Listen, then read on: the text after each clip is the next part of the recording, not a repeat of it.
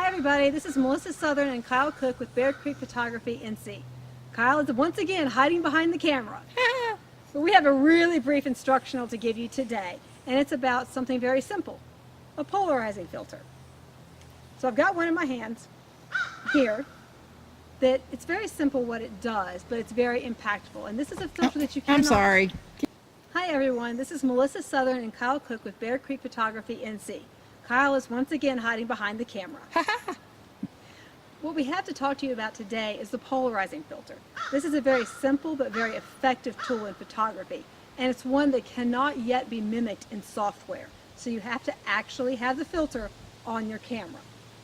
Now it's very simple. As you can see, it's just a tinted piece of glass, but it's actually two layers.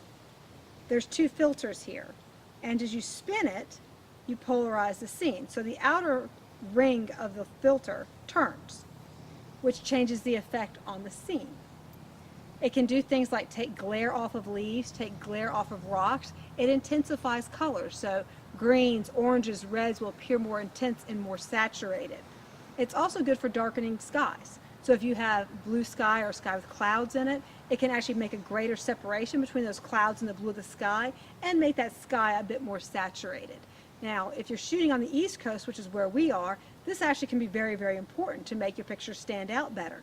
When you're out in the West, like if you're at Yellowstone or Grand Teton or Grand Canyon, they have a much greater, I guess, variation in the colors that you can get. You get a much deeper blue that can be almost black. So you have to be a little bit lighter handed with a polarizer when you're out in those areas. And that has to do with the humidity and the haze in the air. It's just something to keep in mind. But I actually keep one of these polarizers on each of my lenses pretty much all of the time unless I need to remove it.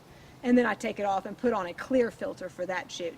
And filters are important for protecting your lens as well. You can drop the camera, somebody can run into it, and sometimes you'll break the filter but not the lens. So that's another important thing to think about. But that's all we have. So polarizing filters, if you don't have one, go get you one.